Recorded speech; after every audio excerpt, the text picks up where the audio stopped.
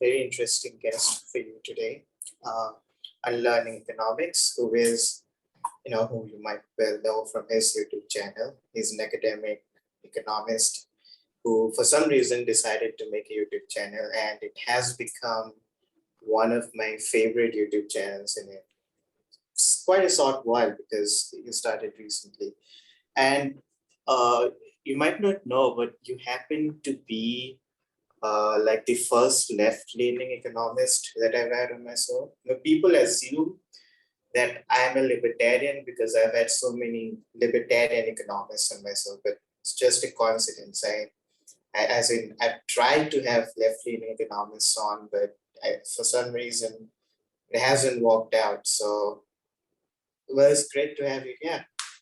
Thank you so much. I'm very happy to hear that I'm your favorite YouTube channel. That's very flattering. And also happy to be the first. Is it the very first left-leaning economist you've had on? Yeah. Absolutely great. So yeah. Let's get to it. So I'm wondering what led you to start a YouTube channel, because you're in the academia world, and it's rare to see an academic start a YouTube channel. Well, what happened was that YouTube had been growing as a vehicle for political and economic and social commentary over the past few years. And I think it always had been, maybe for libertarians. You just mentioned libertarians. I think since YouTube started, libertarians and right-wingers more broadly have been using it quite a lot. But you saw from about maybe 2017 the growth of like what is sometimes called BreadTube, the left YouTubers. And I didn't really used to watch YouTube videos except like silly ones of cats, but I started to watch these and I started to be impressed by them. And I saw like, ContraPoints and Philosophy Tube. There seemed to be a fair amount of rigor as well as being entertaining. And and the views were just so high, up to millions and more. And it occurred to me that this had actually become a space where you could share kind of serious ideas, maybe not always in a serious way, but it was somewhere where debates were being fought and a lot of people used it for information. And I just thought there's no left-leaning economics in this space, except for, Marxism. You might have some Marxist and some anarchist YouTubers, but I think they can feel quite niche, and they kind of, to listen to them, you have to accept a certain worldview. And I felt like there was nothing that was a bit more general which used plainer language to just try and communicate left economic ideas. And so what I've noticed is, a certain sense of contempt in the academic world for, this sort of engagement, basically engagement with the general public. And this I've noticed in fields like, in the sciences and psychology, and there are like genuine criticisms that are there, like the nuances are often mixed out, or you're oversimplifying or something like that. But I think that I don't understand this contempt that academics have for public engagement generally. And I'm wondering if you've noticed that in economics as well. Absolutely. I mean, I think there's definitely an obsession with what you just alluded to, which is precision, right? So using jargon, using mathematics, using very careful language, depending on what discipline or what sub-discipline you're in. You might do any one of those or all of them, but basically communicating in a way which maybe works for other academics and is extremely airtight in terms of logic and in terms of the way you use evidence and in terms of the caveats, but ultimately is just completely illegible to anybody who's outside academia and to anybody who's outside your area of academia as well. If I read like anthropology papers or sociology papers, often I find myself a little bit lost because they're speaking their own language. And then I think academics, I mean, I've heard them say this, they don't like the idea of losing that precision when they go public. And I think what you'll find from a lot of academics as well is that they're not too keen on the popularizers of their field, right? So you've got people, okay, so for instance, Freakonomics, right? The best-selling economics book of the past few decades, and it's come under a lot of criticism. And to be honest, I share those criticisms in that specific instance. But one of the things I do respect about them is how accessible they made a whole bunch of economic ideas to people who previously wouldn't have read anything about economics. So I think academics aren't really willing to sacrifice that precision in the name of public engagement. And I do think there's another thing, which is the incentives within academia. I mean, you literally, there are no rewards for public engagement. There are just none. And universities might pay lip service to it. My university does. They always say, you know, we have impact. We're leading with public engagement. That's rewarded. But of course it isn't. What's rewarded is our publications. And also, you know, you have to do a certain amount of teaching of students, but those two things make up the totality of it, and academics have no incentive. And to be honest, they don't necessarily have the time usually to engage in this kind of public engagement. And you know, the result of that is really negative, I think, for everybody, because you get lower levels of public education. People don't understand economics, economic ideas. People don't know really what GDP is, for instance. They don't really know what inflation is. They don't know how it's calculated. They don't know, simple economic concepts. I don't know, comparative advantage, for instance. Most people just wouldn't recognize that, and they think it was really complicated, when actually, with the right example and the right explanation, you could communicate it to pretty much anybody, I think. But and you know, academics end up increasingly distant, and then there's a lot of resentment. And you know, you see this built up over the past decade, and you saw you know, things like Brexit. In particular, with Brexit, there was a lot of anti-expert sentiment, a lot of anti-economist sentiment as well, and it's really just a terrible situation. And I think academics need to be more proactive as individuals and less snobby, to be frank with it. But also there's a whole set of institutional incentives that just aren't working in favor of public engagement. No, I think it is somewhat understandable for like the hard.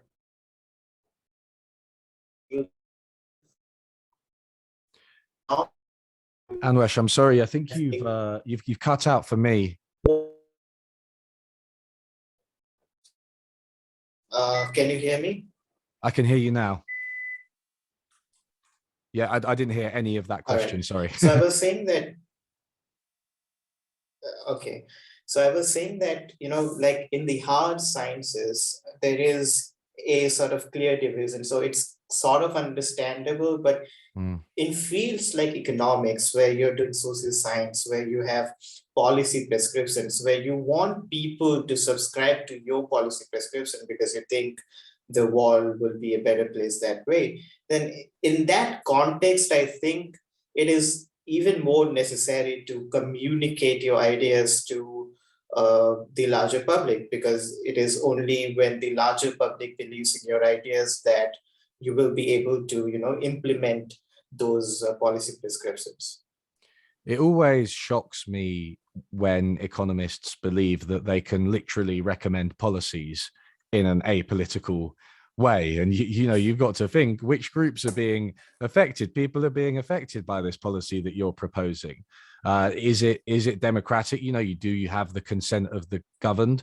What type of values are you promoting? Are you promoting perhaps a more materialist value, which focuses on maybe growth and efficiency and things like that? Or maybe you're thinking about equality, or maybe you're thinking about freedom, you know, economic freedom. There are all these different values that are competing, and the best science in the world within economics is not going to resolve those questions of competing values, not at all.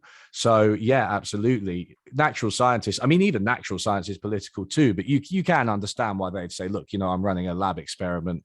I don't need the input from the general public on that. But, you know, when you're running experiments on people, as economists do, because they do randomized control trials, for example, then you really need to start thinking about political questions and whether you have the right to do these things. And that's just completely absent from economists, especially. I think are really bad for this. They just don't think about politics or democracy, really, in their policy prescriptions, and they just think, I've built a model or I've got some statistical findings, and therefore, based on these, I can recommend, let's say, increasing the minimum wage by 20%.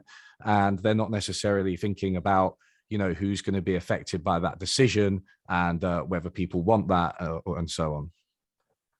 Well, speaking of minimum wage, I, I'm wondering what the paradigm of economics is, because the way I learn it in like Econ 101 classes, like I'm not an economics student, I'm new to the field, but in the textbook, which is, I think it's a Pearson textbook.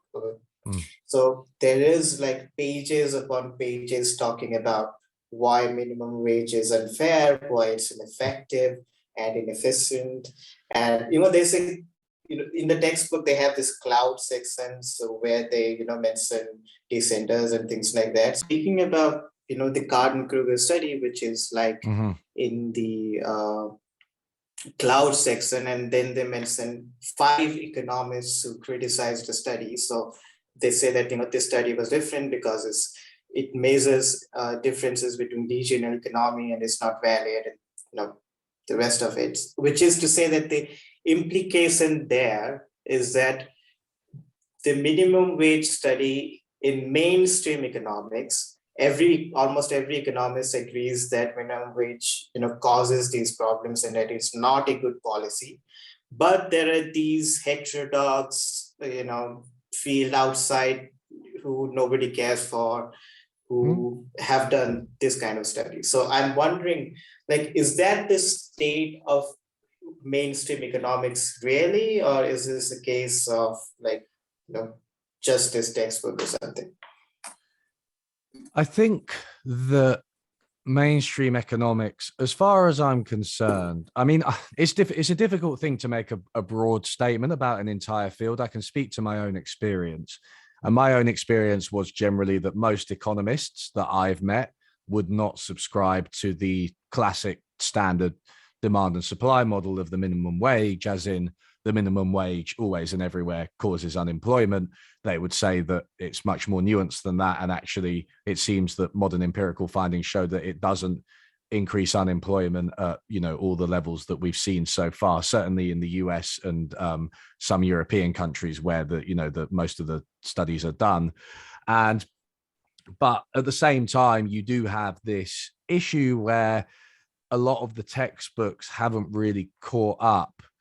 And I think it sounds like your textbook is an example, right? But there are quite a few textbooks. For instance, I think Mankiw's kind of skeptical of the minimum wage, and that's the most used economics textbook. So it's taken a while for these ideas to filter down. And there's definitely a vocal minority within the profession who would consider themselves kind of, real mainstream economists in the way you put it, and they would subscribe to that model, and they would say the minimum wage does increase unemployment. I mean, if you look at David Newmark, for instance, he's done a lot of literature reviews, I think 2 or 3 of the minimum wage, showing purportedly that it does increase unemployment. So I would say overall, there's a bit of a mixed bag. My experience is that, it's not so doctrinaire as it used to be. I mean, it's interesting that you refer to Carden-Kruger, or some people refer to Carden-Kruger as heterodox, right? Because that, for me, they're mainstream economists, because David Card said in 2006, what he actually said was, look, he stopped researching the minimum wage because he lost friends and things, which shows you how precious people are about this. But he said, look, all I was trying to show was that this basic model, demand and supply, the scissors model, it's just not good enough to understand the labor market, right? It's so simplistic. There's so many unrealistic assumptions, perfect competition, perfect information, homogenous product, large, infinite, perhaps numbers of buyers and sellers, all of these things that go into the construction of the standard demand and supply model. And it's just not realistic, and we need other models. But I think what I would say about David Card is, although he thinks we need other models, he still subscribes to what I would call the mainstream, because when he says other models, he means like search models that they use in labor economics, where there's like a cost to searching for a job, and that creates certain dynamics, and Nash bargaining, where you've got more of a kind of bargaining game theoretic issue where the worker and the employer bargain over the surplus. And these are all kind of like, they use neoclassical type modeling, neoclassical type maths. And David Card and Alan Kruger, they used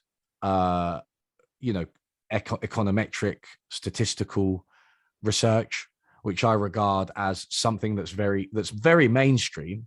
I should say it's also something that's very good within the mainstream. Mainstream, it doesn't mean it's bad. It's just that economists do value certain types of methods. And so it's funny to me that some people think of David Card as heterodox, because like for me, he's still within the mainstream. And heterodox, I don't know what these people would say about actually heterodox economics, because that's an entirely different ballgame. So I do think that the empiricism that you hinted at is good, the statistical methods and all.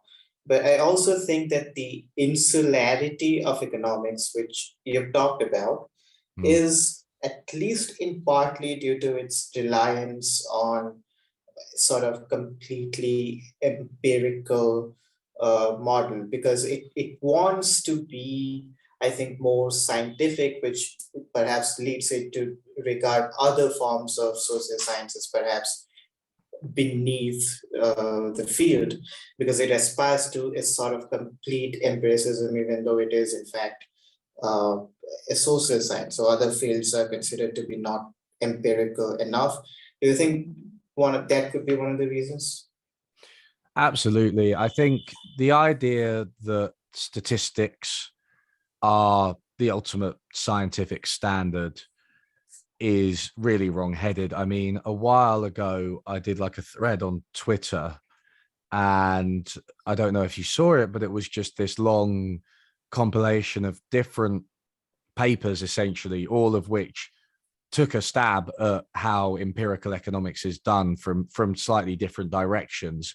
And I think the overarching issue here is that you don't have the kind of control that you have in a lab experiment in the natural sciences. You don't have the kind of world that you're studying in the natural sciences. You hold a ball up and you drop it, you can guarantee it's going to drop down to the ground every time, right?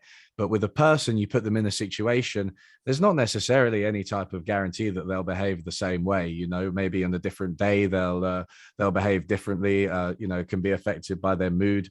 There are all manner of things, their surroundings, there so many different things that can influence how people behave. And the result of that is that these statistics are very messy.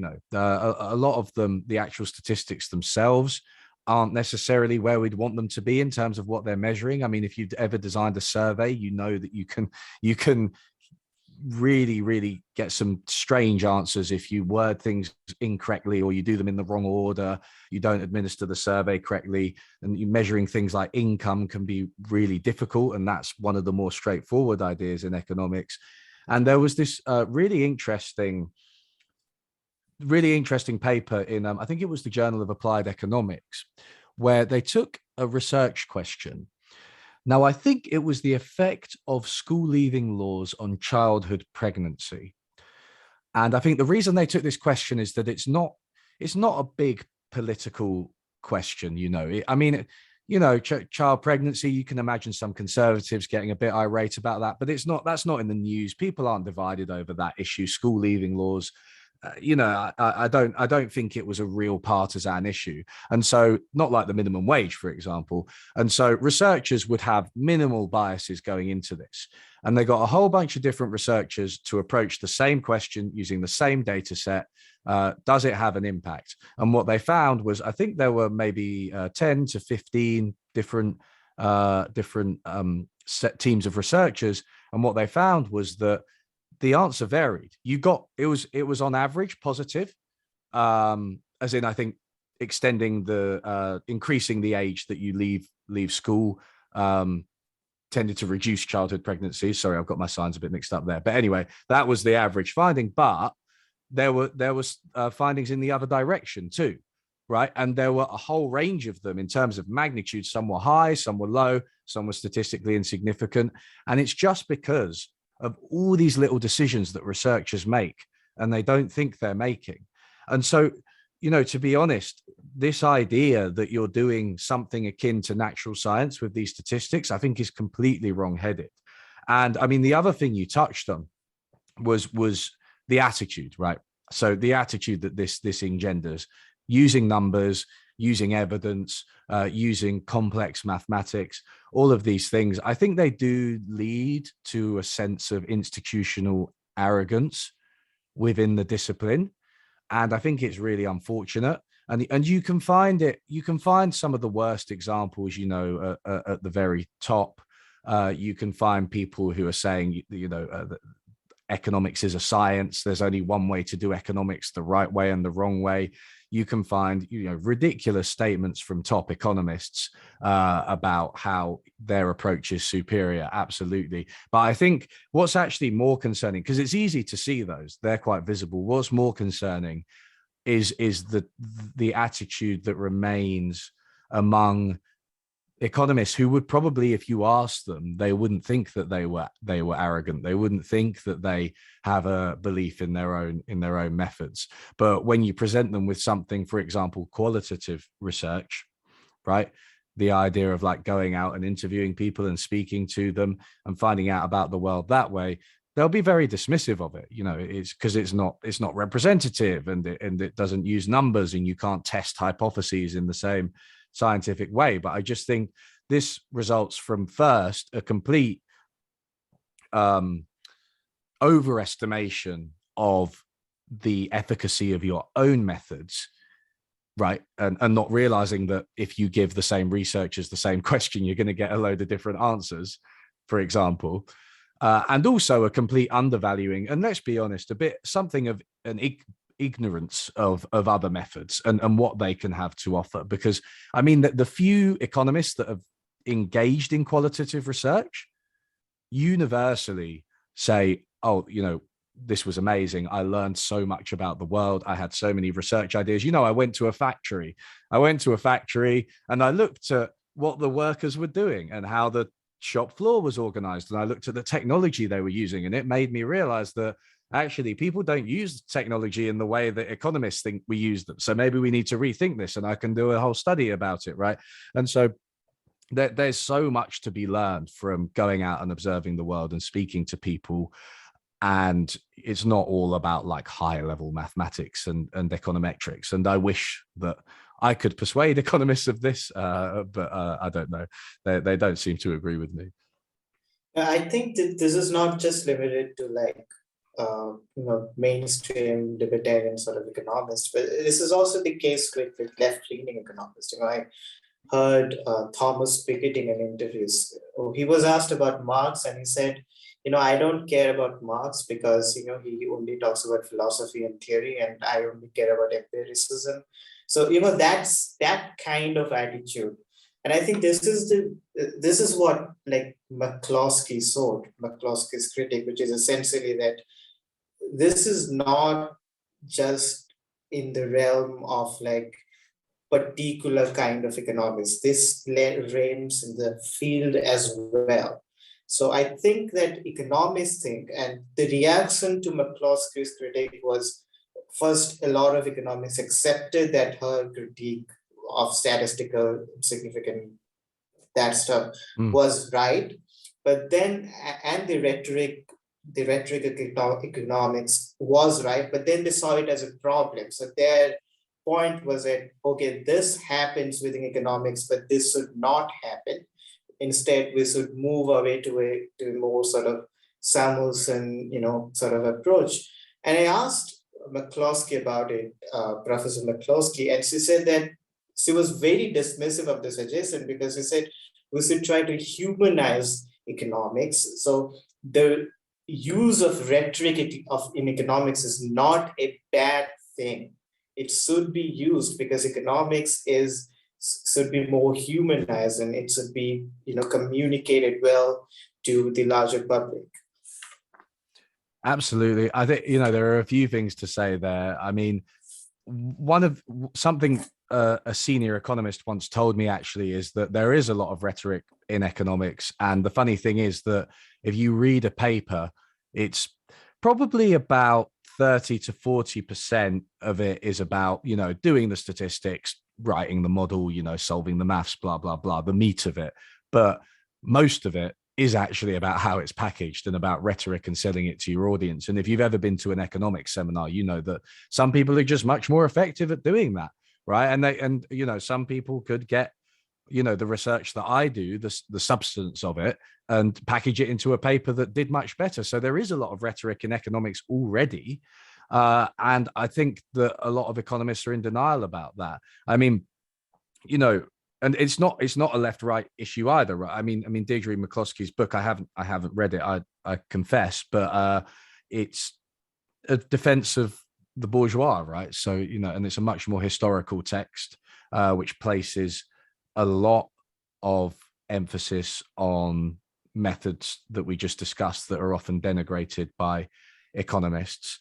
And, I think we were talking about democracy earlier as well, things like persuading people that a policy is effective and, just trying to communicate with people on their terms, understanding where they're coming from and accepting that that is a part of economic policy, I think would be a really good step. I mean, I have to say as well, one other thing about Thomas Piketty. I mean, I kind of like Piketty, but that statement about Marx is ridiculous. I mean, Marx used data, right? He just did. There are tables of data in there, and it's just like, just admit that you haven't read it, right? Just admit that you haven't read it. I haven't read Capital cover to cover. It's 3,000 pages long, right? It's fine. I don't know. I mean, I do plan to one day, but it's just say you haven't read it, And Piketty's also said some weird stuff about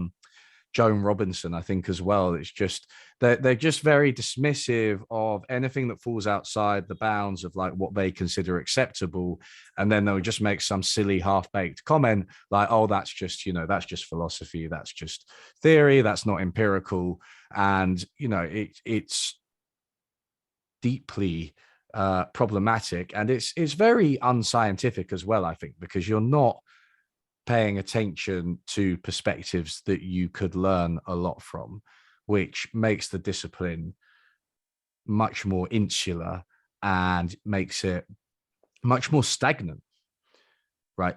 I mean, if you look at someone like Deirdre McCloskey, just like how interesting her perspective is and how much she moves debates forward by engaging in these alternative methods, I would take that over really complex mathematics and statistics any day.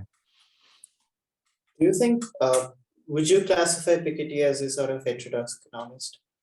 No, I don't think I would. I mean, it's interesting because he did say that he preferred Suresh Naidu's and Josh Mason's interpretation of his first book, Capital, which was a kind of political economy interpretation. It was more radical.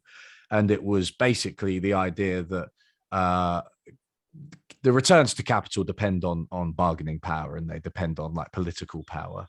That was the main intuition. And that didn't necessarily come through as much in his book. It felt more technocratic. It felt more like a mainstream economic model. So he did say that, but then, he does, I think he still wouldn't buy into a lot of heterodox economics. I don't think he knows very much about it. He doesn't know about post-Keynesian economics. He doesn't know about Marxist economics. So I'm not sure. He doesn't know about Austrian economics. So, I don't know how I could call him heterodox, even if he's what I would call a radical mainstreamer, right? So you've got these people like you could probably name Danny Roderick, for instance, Dean Baker, Diane Coyle. And I would say that those are all, radical mainstream economists, where they're very critical of what's in the mainstream, and maybe politically, in terms of their conclusions, they might be considered quite radical and quite left wing often, right? But ultimately, they don't subscribe to any of the heterodox theories out there. Yeah, probably Krugman and Stiglitz would be in that group as well. Yeah, increasingly, yeah, I think, and Krugman more and more over his life, and Stiglitz maybe has always been in that. I mean, Stiglitz actually, he did write a paper, or his name was on the paper, of an agent-based model in the Journal of Economic Dynamics and Control. That was about 5 years ago or something. There was that paper that came out, which was like a proper heterodox model, and he has released like a model of like social behavior, which was tried really hard to depart from neoclassical economics. But Stiglitz is really on the edge. He's really on the boundary. Like, I don't know what he thinks of existing heterodox theories, but he seems to have more sympathy for some of the heterodox modeling approaches than some of the others that we mentioned. But I get a sense that some sort of subfields of economics are closer to sort of heterodox field than others, because I think that increasingly the flaws in the neoclassical economic model are kind of being recognized. I think that was one of the reasons why behavioral economics became a huge thing. And the recent Nobel Prizes, for instance, Duflo and Banerjee, they have done like RCTs, their study is basically randomized controlled trials, which you mentioned before, that is looked down upon often in economics. So I think that the field is, well, I get a sense from these developments that the field is perhaps moving away slowly from the neoclassical model. You do get that sense, absolutely. And behavioral economics, I mean, I'm a behavioral economist, and it's grown quite a lot over the past few decades. And you've got what we call behavioral science now, which is kind of outside of the economics discipline. It's kind of become a merger of behavioral economics as well as psychology and neuroscience. And that really kind of upends the traditional neoclassical approach to behavior. I do think there's some resistance to it within the profession, certainly as someone who has, presented behavioral ideas to mainstream audiences. You always get people defending the kind of standard rational neoclassical model to you, so that can be an exercise in rhetoric to try and persuade them that we do actually need behavioral economics. You mentioned RCTs again. That's kind of part of the empirical turn, right? And that's really come to dominate. Certainly, research is very rare to get a purely theoretical paper these days published, and it's also filtering down a little bit to the textbooks. It's slow, again, like we said with the textbooks, they can be slow to update. So, but there is this sense of a shift, and hopefully, I in my most recent substantive video, I cited a poll that I think was from 2006 that showed that most economists disagree with the statement, knowledge is best obtained interdisciplinarily, if that's a word. And whereas most other social scientists agreed with the statement. But I wonder how that shifted, because that was 15 years ago, and I haven't seen a similar poll for since that one. And when I speak to economists now, you do get a greater sense of openness in some sense, especially the younger economists as well. I think that's an important distinction to make, right? The junior economists are somewhat more open-minded, and that, the senior ones are stuck in their ways. I'm sorry, but Max Planck said that science advances one funeral at a time, and it's just true.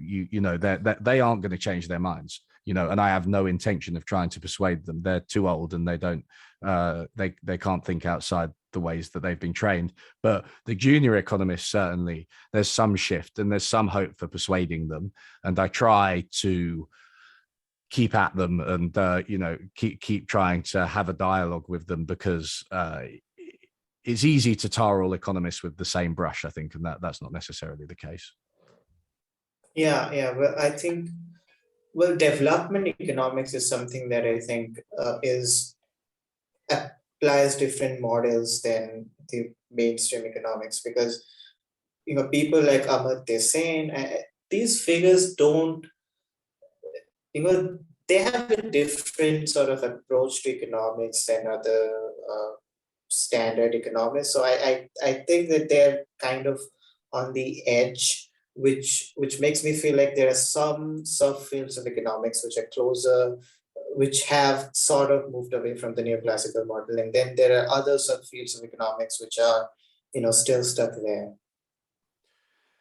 Yeah, that's a really good way of putting it. I mean, something like development economics, and I actually had a really interesting discussion on my stream with two economists, Devika Dutt and Serbi Kesar, about decolonizing economics. And development, I think, has always had to reckon with the fact that a lot of economies are different to the USA and the European economies, right? Because that's most of the world. And it's not necessarily the case that some of the ideas that you use in a traditional economics textbook, they might not necessarily apply in other countries. And so development economics, because it deals with these countries, and because it attracts scholars from outside of these countries as well, I think development economics, there's been historically more room for radical ideas, right? And for ideas that don't necessarily fit with the neoclassical approach. So I do think that there's a disparity. Whereas if you take something like maybe microeconomic theory, you still got some very, very traditional economists. What people would draw if they heard the word economist, right? Just kind of lots of kind of oldish white dudes who are quite nerdy, quite obsessed with their maths, and just really, really believe in the rational model, like not just as a scientific model and as a something to pursue scientifically and academically, but actually believe it as almost a normative model for behavior. And they like to think of themselves as behaving rationally and aspiring to the rational model. So you've got that disparity, that juxtaposition within the field as well. Absolutely. When it comes to like fields, I think that in the case of popularizers, it's often the case that popularizers tend to magnify something which does not have as much empirical validity within the field. This is the case with the implicit association test in the field of psychology.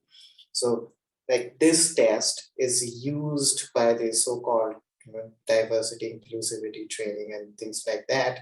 But within the field of psychology, there are like hosts of criticisms of the field, so much so that its own founders have had to redact, or at least talk about how that test is actually not that valid. So I think that there are blind spots that experts within the field catch up, which perhaps a normal person doesn't. So I'm wondering, when you listen to the sort of YouTube discourse, let's say, or popular discourse on economics from the bread tube or even the right wing. So I'm wondering, what do you think are the blind spots when it comes to economics for the bread tube as well as the right wing?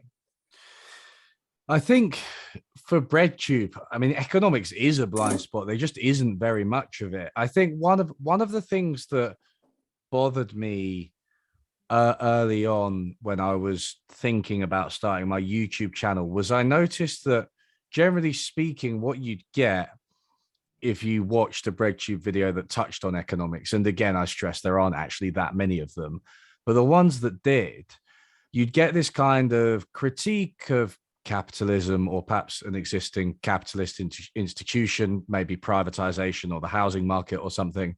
And you'd get them, they'd make some fine points that I maybe agreed with, maybe some points I didn't agree with so much, but I would probably broadly agree with what they were saying. But then they just sort of get to this stage where it'd just be like, and then so we need socialism, or and then so we need to abolish capitalism, or we need to abolish the housing market. And I was like, well, wait a minute, I literally don't know what you mean, because I when somebody just says like abolish things, I'm like, well, what do you want to put in their place, right? And I'm not looking for a 100-page policy proposal, right? I'm just looking for some ideas. And so there was this real gap, because there's almost this assumption that some alternative is going to be better, whatever we settle on, and there isn't even any suggestion as to what this alternative would be. And if there is a suggestion, I mean, to give you an example, I did a critique of Skull Sean, on the British rail system, and he critiqued privatization. And like I said, there were plenty of things I agreed with in there. The British rail system's pretty ridiculous. But then he was just like, oh, well, okay, well, we need to renationalize it. And I was like, well, okay, but nationalization did actually have quite a lot of problems as well. So like, what model of nationalization are you thinking of? What would be the benefits of it? How would we go about it? And you just don't necessarily get that kind of substance. And so that was really the main thing that prompted me to critique, the left wingers, and try and fill the gap. It was just, oh, capitalism sucks, let's not do capitalism anymore. And I really wanted to put meat on the bones of what that meant, which is why it's something that I'm continuing to do. But for instance, I made quite a long video about worker democracy and how that might work, right? And I just hadn't really seen anything like that before. Yeah, well, I think Yanis Varoufakis kind of recognized that as well, which is evident in his latest book. It's called Another Now. Yeah. So he reimagines a sort of world in which you essentially overthrow capitalism to a peaceful, natural sort of progression. And I think that scenario, well, it doesn't sound very unrealistic. So there's a certain sense of pragmatism there that I think lacks when it comes to a lot of YouTube videos, and mainly because they tend to be more philosophical oriented, because I would hear them reference people like Theodor Adorno, or philosophers essentially. So they're making more of a philosophical argument and an economic argument. So the logistics of it, the pragmatism is kind of missing there. But I think I don't completely agree with the model that Varoufakis provides, but it's a thought-provoking scenario, I think.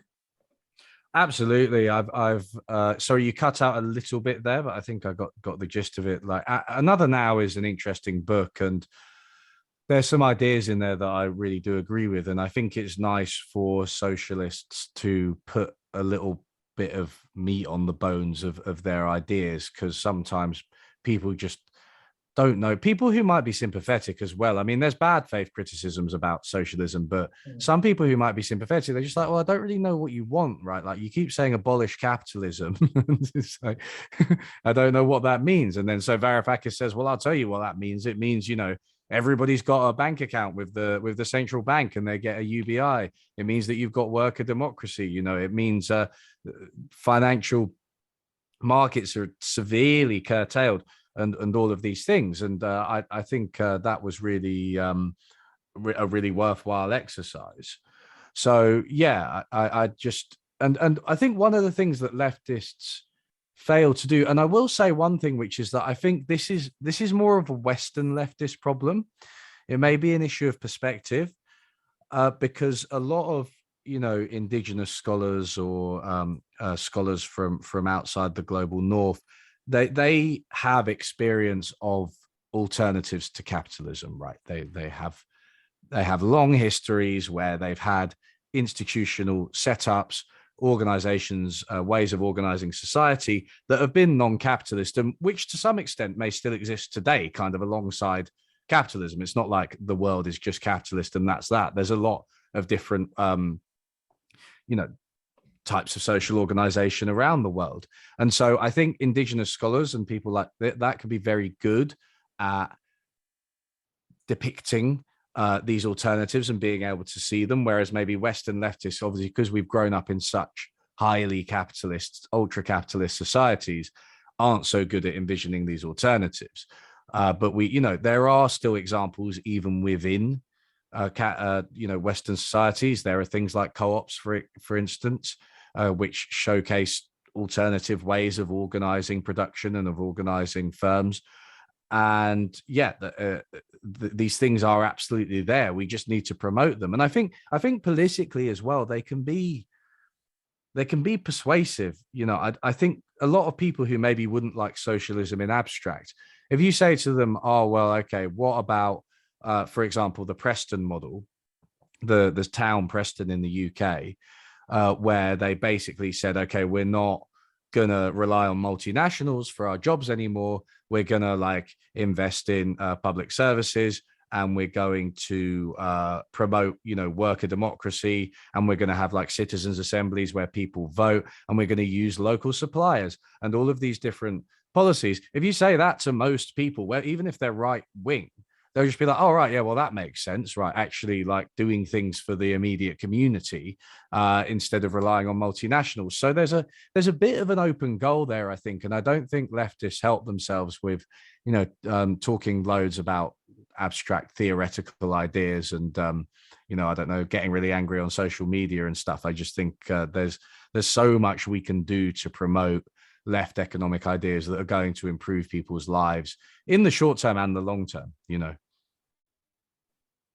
I think people in the West, they make this binary distinction, there is either capitalism or there is socialism, which to someone who lives in India, it makes no sense, because India is, it's a mixed economy. It has heavy government intervention at times, and it also has follows a sort of liberalized model.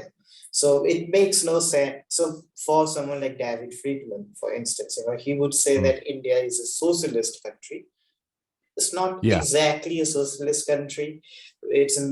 Because for him, it's like, if you're not capitalist, you're socialist. If you're not socialist, you're capitalist. And it makes no sense, in countries outside the West. Bernie Sanders is considered to be a sort of this socialist leader. There's a lot of conflation here, because they conflate social democracy with communism, with Marxism. It's all there are nuances there, and there are very huge differences there, which I don't think that a lot of Westerners recognize or are willing to even engage it. So it's like a straw man conversation over there. Yeah, I completely agree. I think, is we often get into this really fruitless debate, in particular about whether the Scandinavian countries are socialist or not. And I mean, I suppose I would say I don't think they are, in the sense that I can think of a lot more reforms that would promote socialist aims that you could put in place there. But ultimately, I think it is kind of fruitless. I mean, they've pursued a lot of policies that have benefited people and, made their societies more equal and, catered to human needs and environmental needs and all of these things. And therefore I'm quite happy to consider them desirable, and it doesn't necessarily matter if we make the distinction between what's socialist and what isn't in this debate.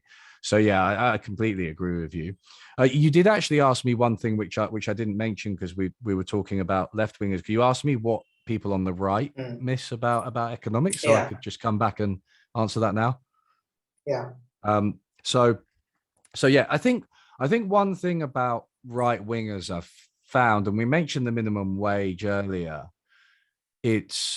I made a video called The Death of Economics 101, and I feel like when right wingers use economics, they often just have this really crude idea of like basic economics as something that means that you can't do anything good, right? So it's like, oh well, that violates basic economics. It's like, oh, maybe the government should spend some money on roads. It's like, no, basic economics, that will lead to crowding out of private spending. There's no way it can have a positive effect on growth. Let's institute a minimum wage. No, basic economics, that's going to increase unemployment. And it comes from the economics profession originally. I mean, you see people like Milton Friedman, for instance, or more recently maybe John Cochrane would be somebody who does this, but they love Thomas Sowell. Thomas Sowell. They love emphasizing the kind of counterintuitive, oh no, you can't do that because that's actually that good thing that you thought was good is actually bad. And I think, to be honest with you, sure, that happens sometimes, and maybe there are degrees of magnitude here. So, does the minimum wage have any negative effects on anyone's employment? Quite possibly. I mean, I think it's a completely reasonable statement that it could, but you have to be convinced that the cure is worse than the disease. And I think that's very rare to say, like, there's no way this policy is going to have positive effects. All the positive effects are outweighed by massive negative effects. Is pretty rare for that to be the case. And in that sense, I don't think that right wingers have caught up with the modern discipline and all the developments we were talking about, behavioral economics, empirical work, some of the interesting stuff in development economics. I feel like they've kind of stopped on like the Econ 101 lecture, and not even the Econ 101 lecture, like the first two lectures within the class. And then they're like, now I know economics, and I know that that any progressive policy is going to go wrong. And it's like, come on, that's ridiculous. Sometimes things which seem good can actually be good, and you can actually pursue positive policies that have positive effects. I think a lot of it is because of the popularizers in the field, because if a normal left winger is not going to get his economics from like journals and academic textbooks, you're going to get your knowledge from someone who simplifies or who popularizes a version of economics that you perhaps agree with. And I don't think we have good popularizers in that sense in both. We don't have a lot of good popularizers, at least. We have some in both right wing and left wing. In the case of left wing, there is Richard Wolff. I mean, it seems to me when the Brecht Tube talks about economics, a lot of their stuff comes from Richard Wolff, who is a great speaker. He's a very engaging speaker, but he's not exactly nuanced in his ideas, and he, you can understand what he's saying, but I don't see him as someone who's nuanced or who's really into the field. Like the one example that he often cites is the Mondragon Corporation. So there are a lot of criticisms that he refuses to address. He refuses to sort of engage in a deeper level. It's a popular form of thing. And in the case of right wing, you have people like Thomas Sowell or Milton Friedman. So I think it's because of the popularizers on both the sides. I think if we had better popularizers, we would have a more engaging debate. Absolutely. Yeah, I think, and this is the problem, right? If academics don't engage in with the public, then you leave the space open for charlatans, and I mean, I don't want to say either Richard Wolff or Thomas Sowell are entirely charlatans. I think that would be a bit unfair, to be honest, to both of them. But you do leave the space open, perhaps, for people who have a very clear agenda and who are maybe not that nuanced and who are as much like political campaigners as they are, explainers. I mean, if you look at my videos, I mean, I don't want to sit here and say, oh, I do it perfectly. But if you look at my videos, right, there's always an explanation of what's going on in terms of, like, I might explain the method that we use to arrive at the minimum wage finding, the Carden-Kruger paper, right?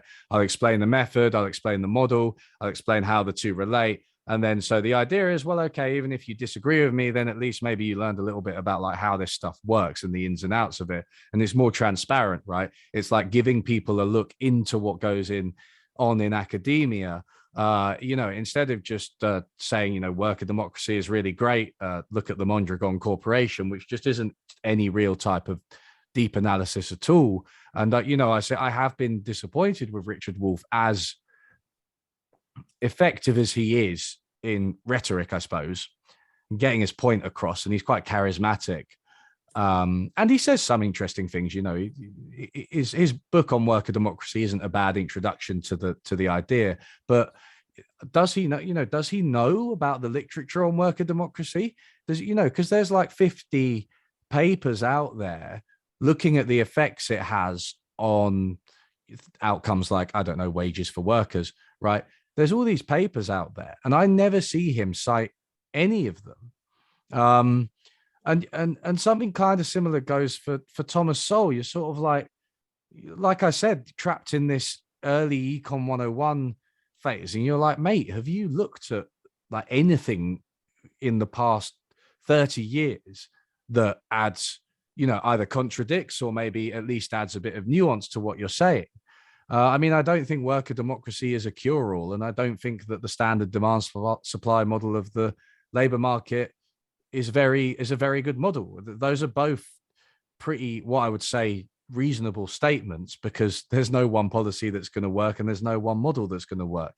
And yet, from listening to these guys, you wouldn't necessarily get that, and I think it's not impossible to communicate nuance. It's just not, it's okay, it's hard, right? It requires time. And then that takes us back to whether academics have time to do it, because it's like, it's a full-time job, which is why I'll probably end up doing it full-time.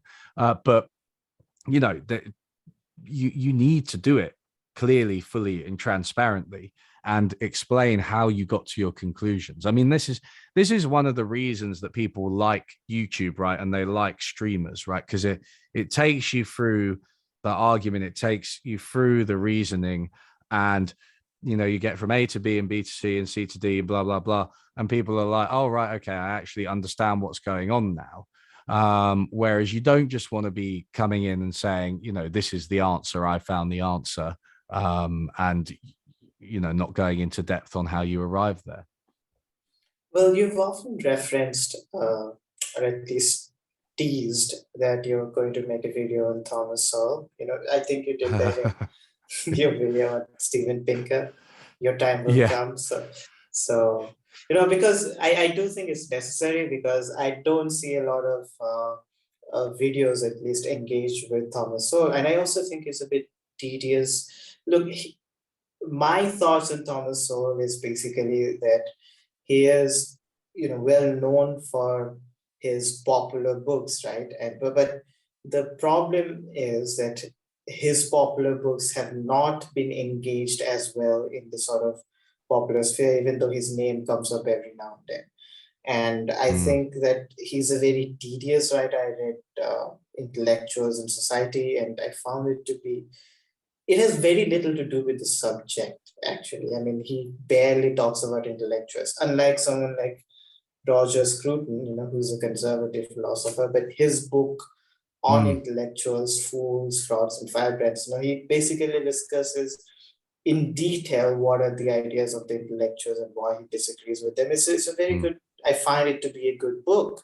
But on Thomas Sowell, I can barely pass through his words, because he, it's a lot of conflated ad hominem, a lot of, they're philosophically motivated, like this idea of virtue or cosmic justice and things like that. And it's very abstract in that sense. It's also very tedious. So I don't know how good he is in economics, but I'd love to know. So I hope you make that video. But before we do that, I want you to tell me, what are your thoughts on his work in general? On Thomas Sowell. So I mean, Yeah. my engagement with him so far is limited to YouTube videos, right? I do plan to make that video. I think, wait a second, let me just work it out. It's probably in about 4 videos time, which in my timeline is probably like a year. So, I mean, I said your time will come. I didn't say soon, but look, I mean, I want to especially focus on basic economics, right? That book that he wrote. I think that's the one where you hopefully get the most substance. I mean, I think he, again, I would say of him, he's quite good at explaining things. I do think that's one of the one of the things people like about him. He has quite a kind of calm demeanor, and he tends to explain his position in terms of like the basic economics that we talked about, his position on the minimum wage, for example. So I can see some of the appeal. But like I said, it's just very simplistic, and I think it's a bit seminal as well. I find, he's the type of guy where you find a lot of very blanket quotes from him, like almost as if he wants to be put on like an Instagram page or something, right? I mean, I'm sure that's not his thought process, but you get these kind of sweeping statements. I mean, he said, what do you say? The first lesson of economics is that there is scarcity. You can't have enough to satisfy all wants. And the first lesson of politics is to disregard the first lesson of economics, or something like that. So, like, this idea that politics is just an attempt to refute the irrefutable laws of economics and things like that. And I just, what I've seen from him is too sweeping. But I mean, like I said, I haven't fully read basic economics, and I need to get into it properly for when I make that video. Yeah, well, I'm writing eagerly for it, and I'm sure a lot of others are as well. I want to talk about Steven Pinker, because he's someone who has been influential to my thinking. I got into the field of psychology because because of his book, The Language Instinct. I think he has done great work on that. He's a very good explainer, right? I also found his previous, The Better Angels of Our Nature was a decent book, but in Enlightenment Now, like I didn't understand, because it was a complete reversal for me, because it was perhaps the first time that I could point out the flaws that are there in the book, and I didn't even have to reference. So there's one part where he talks about climate change, and he literally misquotes Stuart Pym. So Stuart Pym is a ecologist. So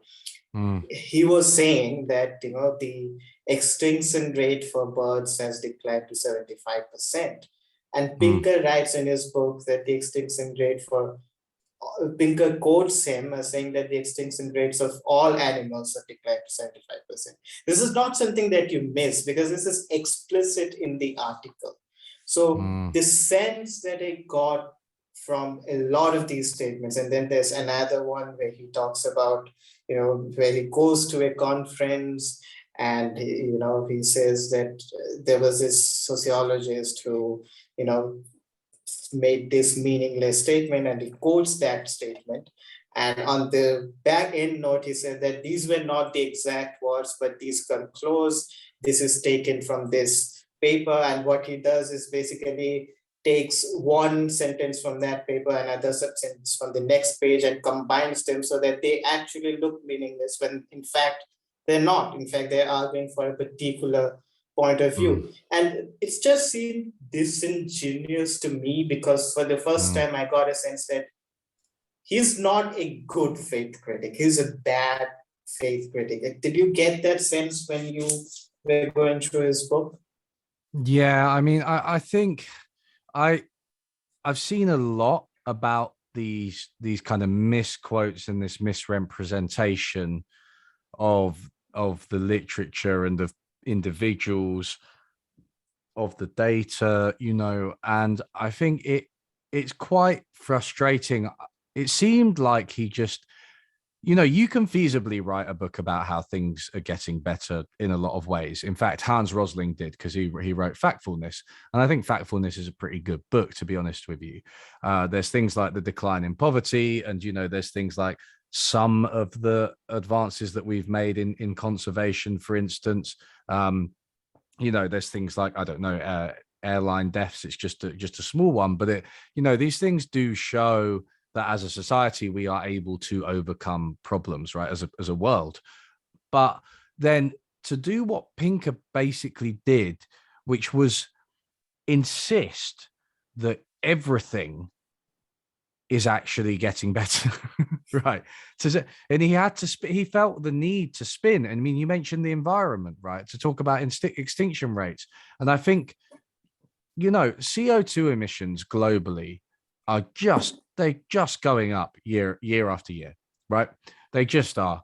And I don't, you can spin that whichever way you want, but it just seems to me that we're not doing enough to prevent climate change, and climate change, in fact, is already here. And mass extinction is here. Everybody knows we're scientifically in the sixth big mass extinction, right? That's what scientists are saying now. And for Pinker to just pick and choose some of the stats and pick and choose some of the quotes he makes, I think is really disingenuous. I mean, I don't, were I to try and write a book where I said everything was getting better on the whole, I would probably say, okay, the environment is actually a massive problem, but here's how we have the capacity to overcome the problem, right? That would be my perspective. But it seems like he bought into this idea that he was the guy who says everything's getting better. And I haven't read Better Angels of Our Nature, but for all I know, like, he's right about war deaths. I mean, it certainly, there's some truth in what he said. We've had a period of very, very low battle deaths in across the world, to be honest. But I think he just then thought, oh well, I've got to say it for everything, and it ended up with this kind of dishonesty, right? Because I mean, you can't. I mean, that's probably, there's a difference between selective presentation and like academic malpractice, and actually misquoting someone falls into the latter category, right? So, I mean, it's pretty shocking.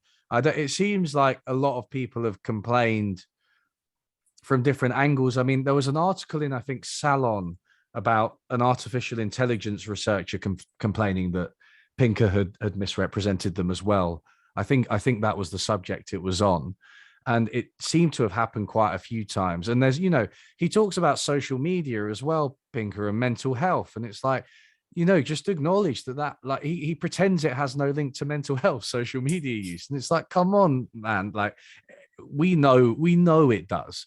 And just acknowledging some of the caveats. And this is one of the things that Mehdi Hassan said to him in his interview with him, because he went in quite hard on Pinker. And it was about the poverty data mostly. And Mehdi just said, look, you could have just said, there are some people who disagree with me, these are the caveats.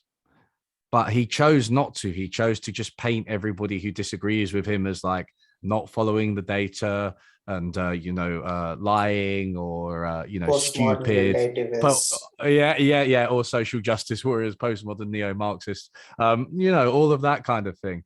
And it just, it builds into quite a twisted narrative. I mean, in the end, my video, which is an hour and a half long, only actually deals with like Poverty. probably about 25% of the book, at the most, maybe 20% of the book, because I was like, if I start talking about violence and the environment, then this video is going to be 3 hours long and take 7 months to make, instead of being an hour and a half long and taking 4 months to make. So I was like, right, okay, I'll just draw the line before I lose my mind with this. But it seems like every chapter people really truly delve into, they find some issues, and that is concerning.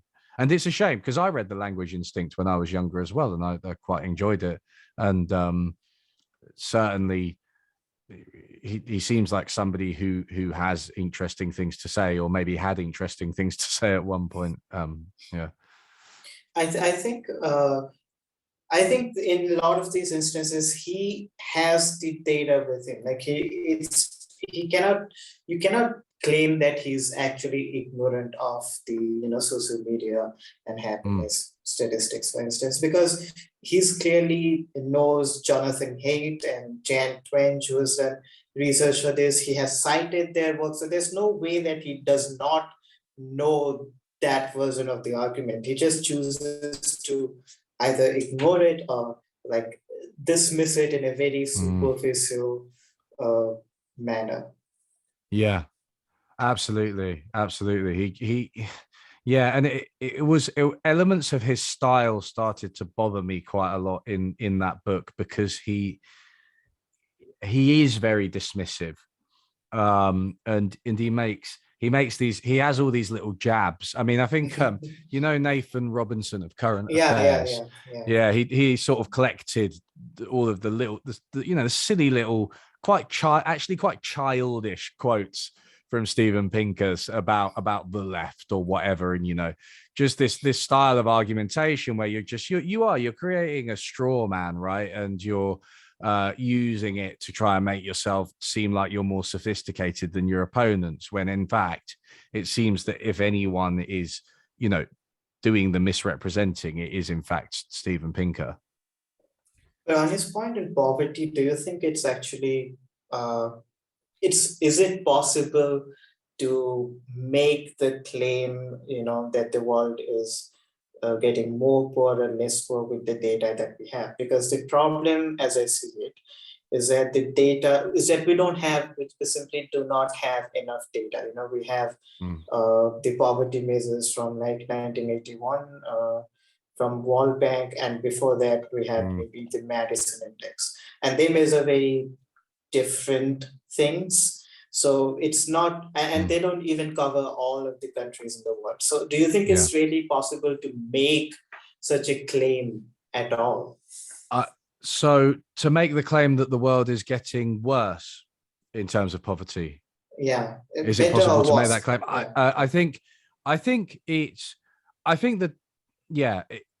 It's probably possible to make both claims depending on how you spin the data.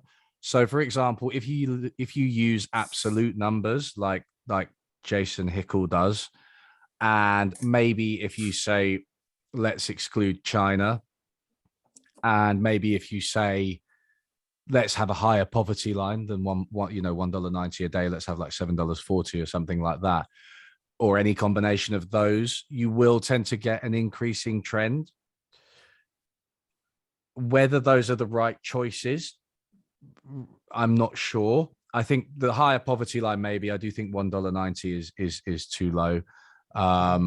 And I think you should include China if you're talking about the world, because it makes up a seventh of the world in terms of population. So, but then it depends on what kind of point you're trying to make. As for the missing data, that's a real concern. I mean, I think one of the exercises that I quite like that some statisticians do, particularly in medicine, is to take missing data and make the worst possible assumption about it and the best possible assumption. So what have you said? Okay, all this missing data, right? Let's assume that for everyone who we have missing data for, they're all in poverty. They're all below the poverty line. And how does that affect our conclusions overall? And then let's assume that they're all above the poverty line. How does that affect our conclusions? And I don't know what the results of that exercise would be, but I would like to see it. And if you did the worst case scenario, you might be able to be justified in assuming in concluding, sorry, that global poverty is in fact getting worse. You might be, but there's the caveat that this is the worst case scenario, right? We're assuming the worst case scenario, then global poverty is falling. But maybe it's probably not quite that bad, but it gives you some bounds, right? And I think this is the central point in this that I have in this poverty debate. It's like when you see these declining graphs, there's no error bars on them. There's no uncertainty conveyed. And like you just put it, so much of the data is missing, and the data that's there, it's not necessarily the best, and there's different measures we can use. And I just want to see some uncertainty communicated with this knowledge, because statistical knowledge often involves uncertainty, and that's just something that you don't get from the new optimists, really. I think Jason Hickel pointed this out, that if you increase the poverty data to something like $7.5 per day or something, you have 58% people living in poverty at the moment. And that completely changes when you do it to $1.9, which, there are a lot of arguments about whether it's a valid measure to measure contemporary poverty or not. And do you think it's a valid measure? Do you think the $7.5 would be perhaps, a better measure of poverty?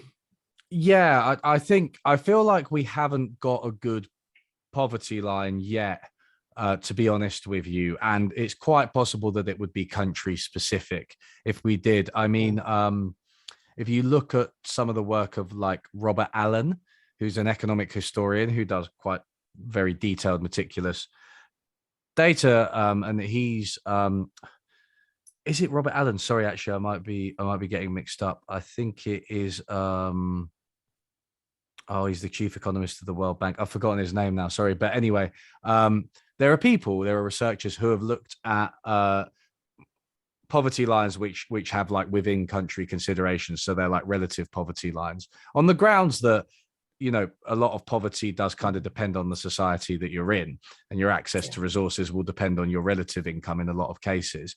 And they do tend to find that poverty is higher than if you use the $1.90. I mean, the $1.90 is like, it was really arbitrarily arrived at. It was a real compromise. It was like a bunch of African countries, I think, and the ones where they had data and they kind of averaged it, and then for some reason that became the global standard. It was a little bit inexplicable, actually. It was the way that it was arrived at if you look at the history of it.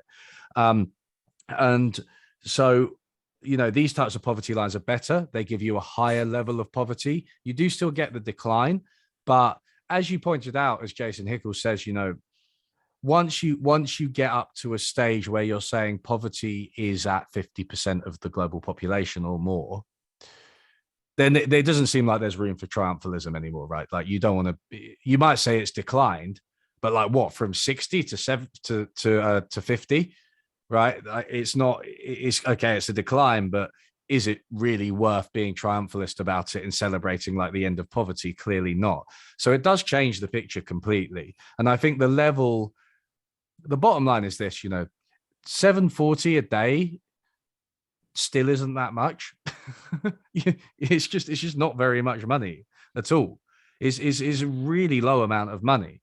And it's like what, $3,000 or something, $3,000 a year.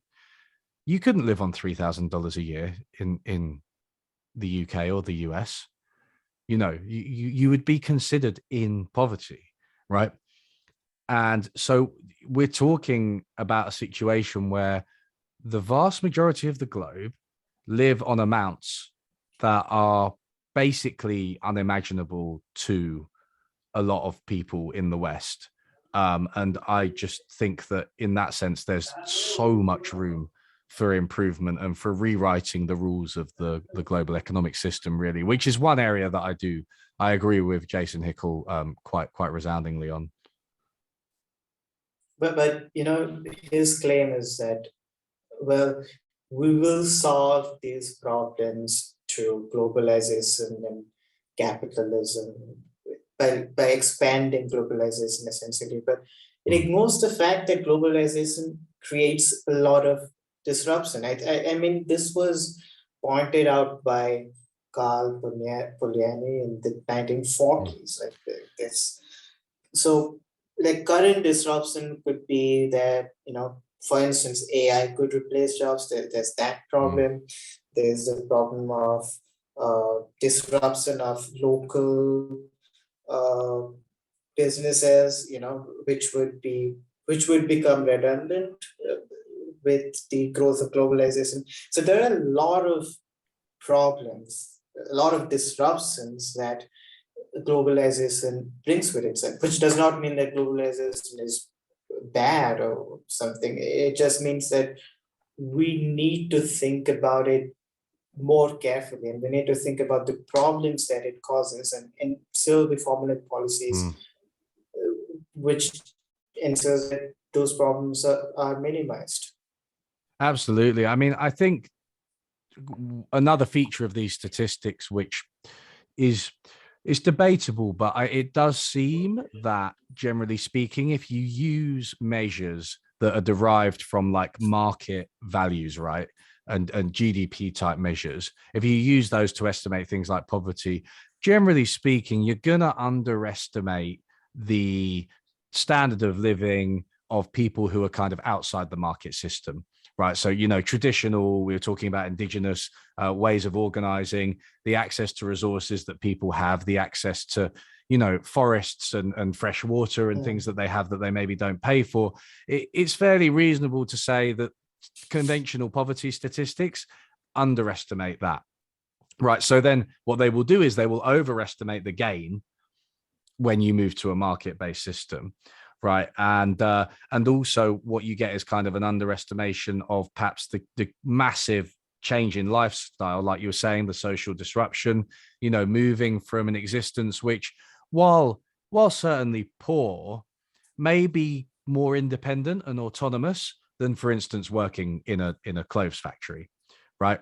And it may be, I don't know, less dangerous. For example, you won't be, and you wouldn't be under the control of a boss. And I think one thing you said as well is a really good point, because we can talk about globalization, but it's not like there's either globalization or there isn't. It's really a question of how it's managed, because I don't necessarily have a problem with like international trade, right? I think that it can be a very good thing, specialization, and I think it can enrich everybody. But the issue is that you have these trade deals, and I always hesitate to call it free trade, because I don't think it's really free. I think these deals are like, hundreds of pages long. They've got loads of legal details. It's not just like, two people trading an apple and a banana on a desert island, which is what the mainstream economic models seem to assume. It's like it's a really, really complex legal process, and there are always rights that are enshrined for certain groups. And so, for instance, you have intellectual property, right? That's a really commonly used example, and it's come into the spotlight in the pandemic because of intellectual property surrounding the COVID vaccine. And you get this situation where you can't use certain drugs, or you can't use certain images, or you can't use certain car parts without paying a Western multinational, right? And is that natural? Is that free trade? I mean, it doesn't seem to be in the spirit of innovation and capitalism to me. So I don't really. I just think that these trade agreements need to be much more democratic, and rewritten completely. And you can have things like workers' rights and social protections for people who are displaced by globalization, and you can have more of the gains from trade, from specialization, from production, more of the gains of them going to actually workers, or the general population more broadly.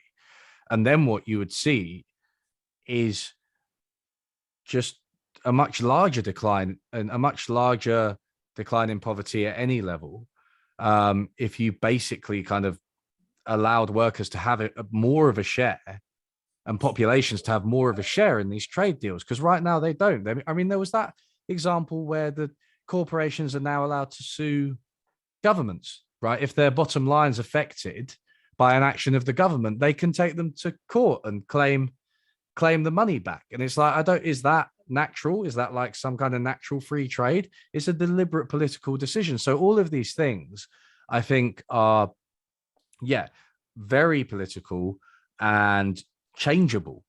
And if you want to see a proper reduction in poverty, you want to change these are the things you want to change, the policies. Yeah, well, I mean, a similar example would be, when during the AIDS crisis, so the American companies, pharmaceutical companies, restricted because they were very costly. The AIDS medicines were very costly. So what the South Africans did is create their own medicine, using the same patent. But then there was a court case where the American pharmaceutical companies sued the South African government, and it reached to so high levels that the United States Secretary had to go and convince the South Africans to give up their claims. But because of the public pressure, they eventually had to cave in, and they were allowed to create their own medicine using the same patents. So I think these are very legitimate debates that we don't have enough. And at the same time, I think that the two examples that the proponents of globalization give is that of India and China. And I think there is some truth to that, because before liberalization in India, it was a very closed economy. We did not have access to all of these goods. There was a huge black market, and indigenous goods were just not good enough. People went, but the liberalization created a new middle class. There was an explosion of people, getting richer than they would have under the sort of failing socialist economy. So this is, I think, a legitimate example of the fact that liberalization is perhaps better than some other closed socialist models. Yeah, absolutely. I mean, I defer to you in terms of the Indian economy, because I don't know too much about it, but it is the case that there are certain things that India, like any economy, doesn't produce, right? And importing them will allow you to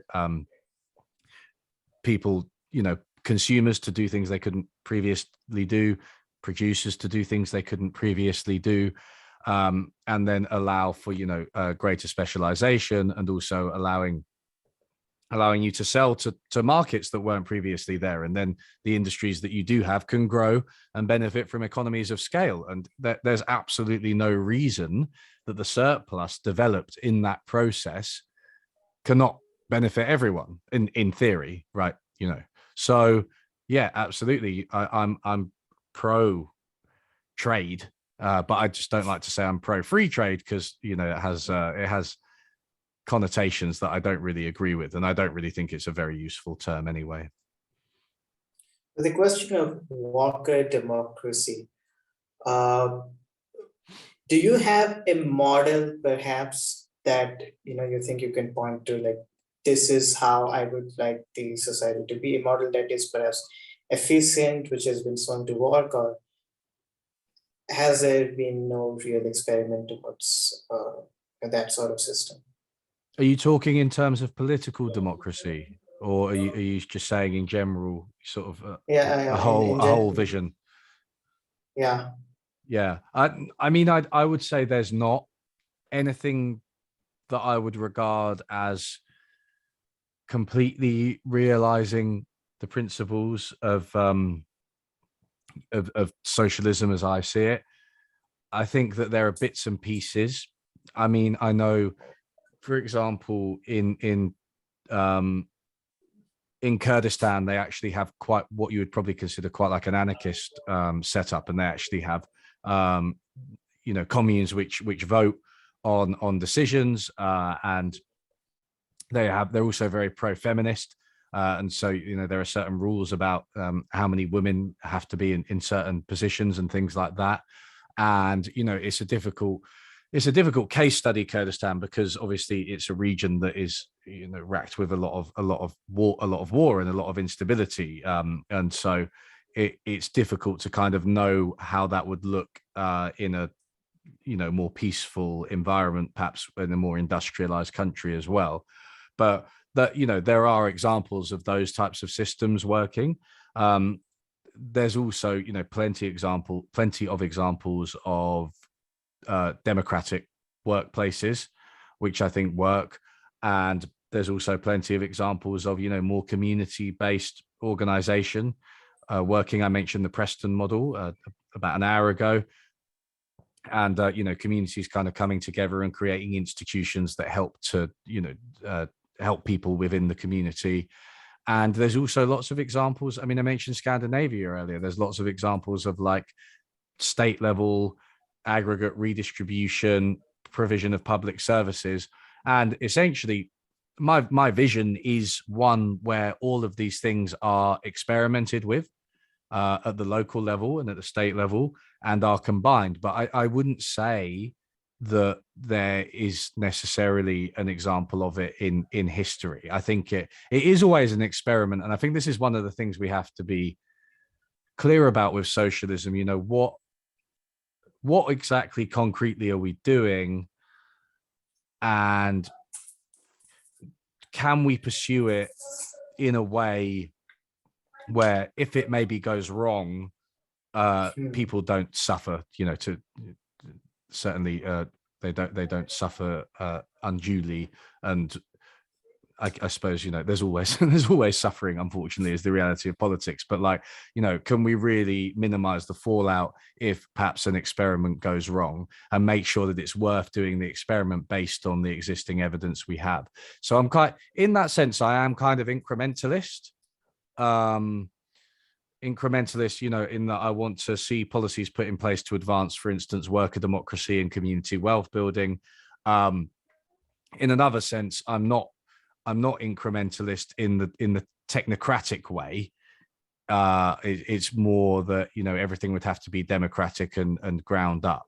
And also, I'm not incrementalist in the sense that I do think that we should have, for example, massive redistribution and huge expansion of public services like yesterday. I think that those things should happen, and I think that there are laws that should be passed to favor workers within companies, put them on company boards again immediately, right? So there are some things that I think should happen immediately. But if we're going to build socialism, capitalism took a long time to come about. And I want to help people. And, again, okay, environmental, anything related to climate change, again, we need to do it straight away. There are these challenges. There's poverty. I think, alleviating that is a priority. There's no time to wait with that. But in terms of building new institutions that really change social life, that are more democratic and more communitarian, I think that's something that we can be a bit more cautious with and a bit more incrementalist with, because ultimately what you do not want is for them to fail and that to, completely discredit the ideas. Yeah. So I want to ask you about, what are your thoughts are sort of a multiple choice questions kind of thing, or a fire round. So I want to know your thoughts on a couple of economists. So I'm not sure if you're familiar with these names, but I would love to know. So first name is Glenn Loury. Glenn Loury. I like Glenn Loury. He's a very likable guy. He has a background in the profession. I think he's quite reasonable. I don't really agree with him about race issues. I think that he's, he kind of pushes back on the idea that, for example, police in America disproportionately kill and arrest and harass Black men, which I think is wrong. I think that is, the data are clear on that, and they do. So yeah, I really disagree with him, but I quite like Glenn Loury, to be honest with you. Yeah, I like him as well. He's one of the rare conservative intellectuals that I like. I think what is useful about even his work on race, the anatomy of racial inequality, is his use of sociological method and combining that with economics. I think that is something that's rarely done, and he uses it very efficiently. Plus, I Mm, think he is, unlike a lot of conservatives, is willing to accept that there are some racial inequalities that currently exist and which are perhaps systematic. So incarceration rates, he talks about that, and there are a couple of points. So I think that in that aspect, he is more willing to look up to the other side. So mm. he's a someone I like. Milton Friedman. Yeah, Milton Friedman, I disagree with him on quite a lot. I think he was quite a good rhetorician. He was quite good at kind of debating and things like that. I do think that essentially monetarism, which was like his central macroeconomic idea, I think it was tried and tested and it very clearly failed. I think that uh, most of his free market policies, I would tend to disagree with. He did actually support a negative income tax, which was kind of like a UBI, right? And so he had some room for progressive policies. And I consider myself like a left libertarian, so I agree with him on like drugs, on Yeah. state surveillance, on all of these types of things. And I think actually he's very persuasive about drugs as well. I remember, if I wanted to go to anyone for a libertarian argument about drugs, it would probably be Milton Friedman. But yeah, he got it wrong in the economic sphere, because I don't agree with his notion of economic freedom. I think it's very limited, and ultimately just ends up being freedom for the capitalists, freedom for people with money, rather than actual freedom for the population. I'm wondering if you've read Joan Hurry's book on drug. It's called Chasing the Scream. So I it's haven't, about no. the war.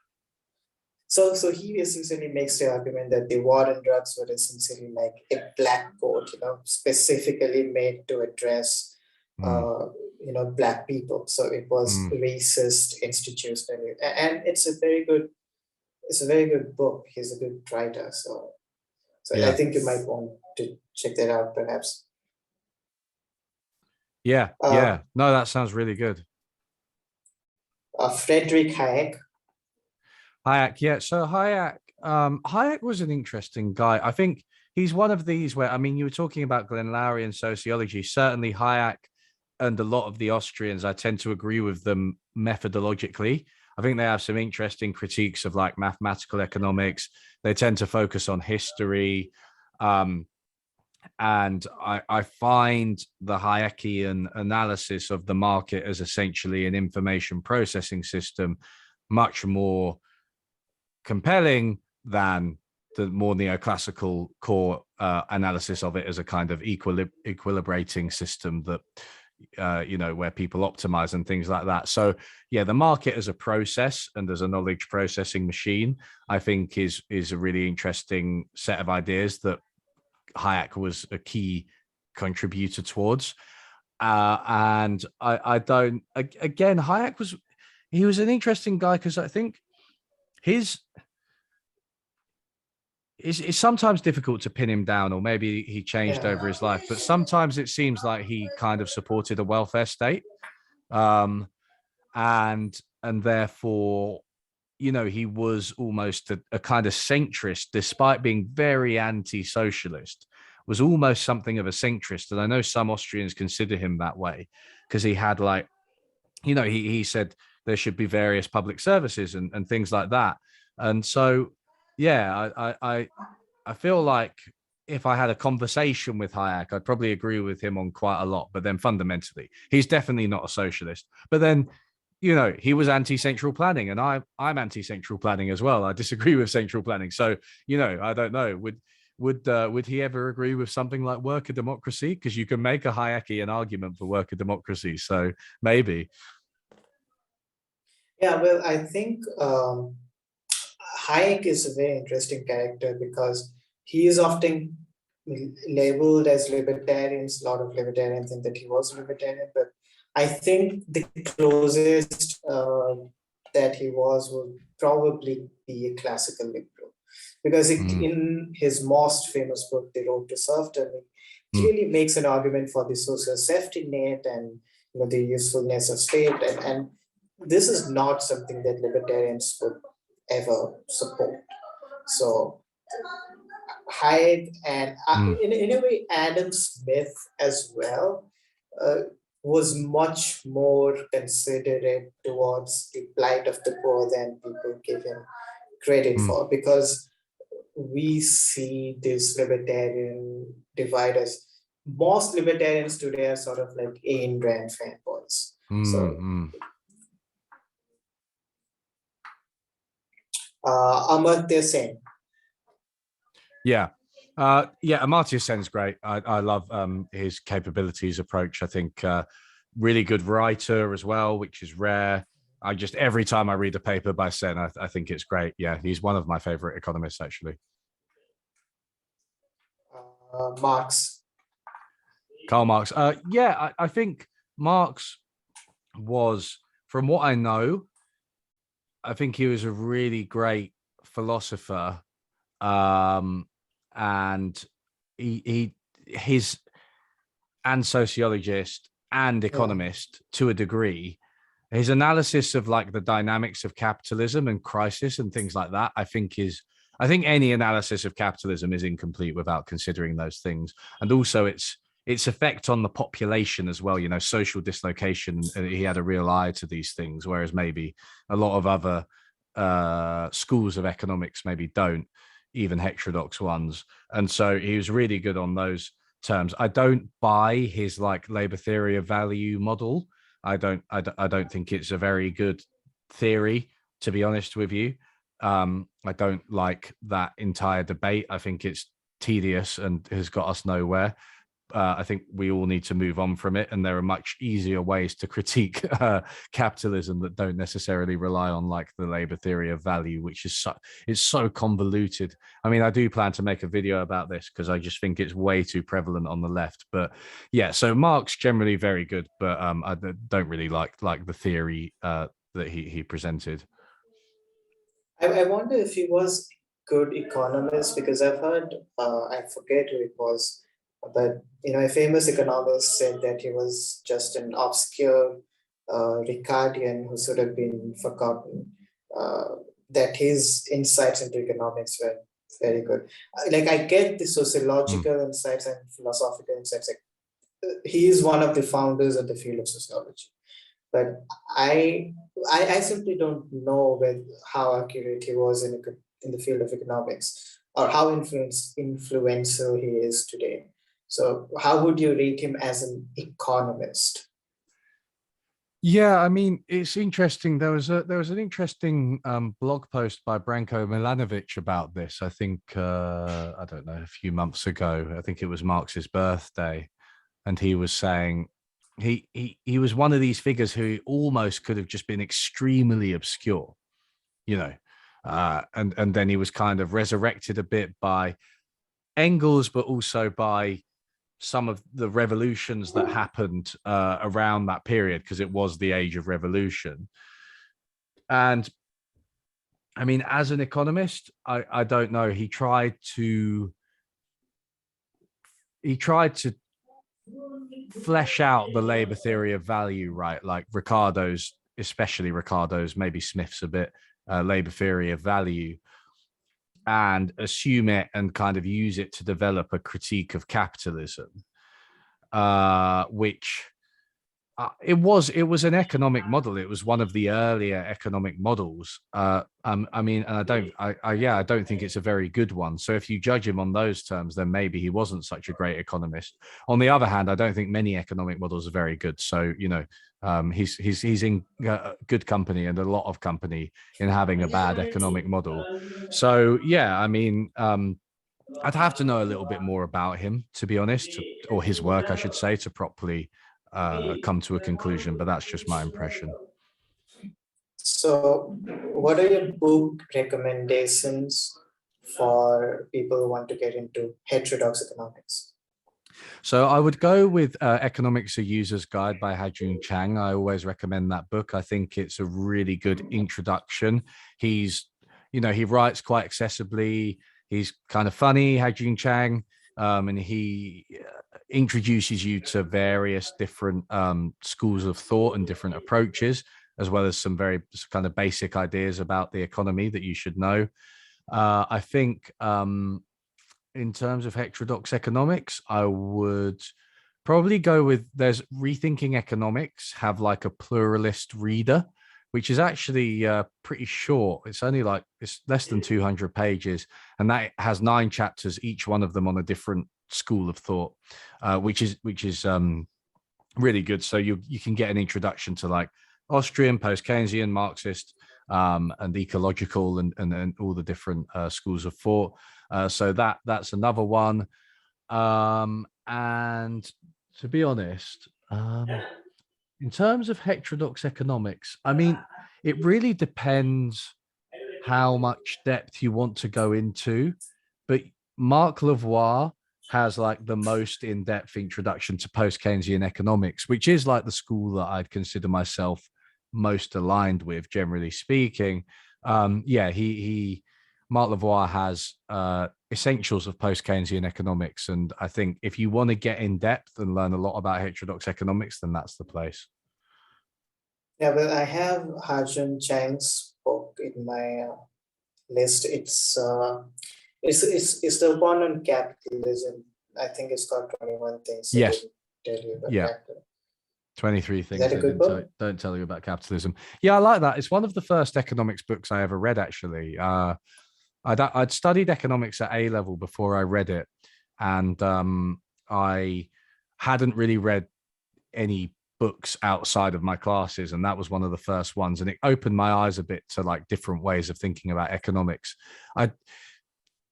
It's difficult to say whether it's a heterodox economics book, in the sense that I would just consider it more of a political intervention. But yeah, I think we can count it. I think we can count it. That's a good one too. So, who are some overrated economists, in your opinion? Overrated. Yeah. Oh, okay. Overrated economists. So Larry Summers, I think, is probably top of the list. I find him, firstly, not a particularly nice man, clearly, Yeah, of but course. also he seems really inconsistent, and he just says these weird things. I mean, he produced this actually quite interesting paper on Labour's share in the US economy and bargaining power and globalization and all the things we've been saying, how it's negatively affected Labour. There was a pretty interesting paper, and he said some interesting things about like secular stagnation, permanently low growth. But then as soon as there's some fiscal stimulus, he's like, oh, no, we can't. There's going to be inflation. And now he's become a massive inflation hawk. And I don't really understand. He just seems to want to advance perhaps his own point of view and make sure he's always at the center of debates. And he'll literally say whichever side of the debate is going to get him the most attention at that particular point. So the fact that he's like considered a top economist and has had the roles he's had, I think is a massive travesty, to be honest with you, because I think he's an opportunist. And I mean, I don't know if he's smart. I mean, to be honest, I don't really care if people are smart. I actually think it's an overrated attribute. But I don't think he is an honest and valuable participant in economic debates. Movies that you think economists should watch? Movies. Well, God, is it too obvious to say The Big Short? Um, I think, yeah. I mean, there's films. There's films like The Big Short and Inside Job, which I think are really I really think those are the good. most popular ones. Most people have Yeah, watched them. yeah. Most people have watched them. Um, the Economist should watch. This is a tricky one. I'm struggling a bit with this one. Um, I mean, I think anything kind of dystopian. So even if there's some relatively bad dystopian films out there, so there's like is it Elysium? Yeah, Um, yeah. So films like that, I think, because and you've got films like Blade Runner as well. Obviously, that's a popular film, but these kinds of dystopian films, I think, economists, one thing they lack is imagination. They're quite backward looking, and they're unable to see potential change, different economic systems, and they're perhaps unable to see, how we would view things if we viewed them as an alien, which is the way Noam Chomsky puts it.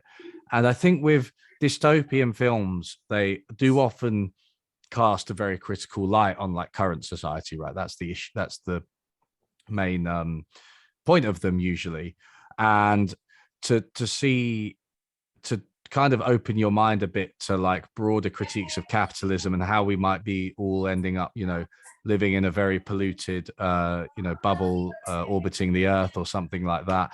I think that type of thing economists should like open their minds to a little bit more. yeah. I think there have been some series on this kind of dystopian world highlighting inequality. There was one called the 3%. It's a Brazilian series, I think, Oh, and really? and I think you're the director of Parasite. I'm forgetting his name. Uh, who was Bong Joon-ho, I think. So I think Mm, all of his movies sort of deal with the disparities, between the poor and the rich in a good, pretty convenient way. It's very interesting. I think Parasite was an interesting exploration of inequality. mm. So yeah, Yeah, I think those are good. yeah. The Parasite is really good, and um, yeah, there's like District 9 as well, which again again these aren't very good films. I'm recommending. I'm not going to lie, but that it just gives you a sense of inequality that you don't necessarily get from an education in economics. Yeah. Well, I've had a really fun time talking with you, and I learned a lot of things, and I got a lot of recommendations that I'm surely going to check out. And it was like crash course in economics. So, and I'm someone who's not. I'm not as well read in economics as I am in fields like philosophy or psychology or even like evolutionary biology. So yeah, this is one of the fields that I need to increase my knowledge about. So thank you very much for doing this. Did you enjoy the conversation? Oh, absolutely. Thank you. I learned a lot as well. And as for not knowing anything, you're 18. Yeah. I think you're doing all right for 18, to be honest, Anwesh. You seem to know quite a lot about economics. So, yeah, it's been a lot of fun.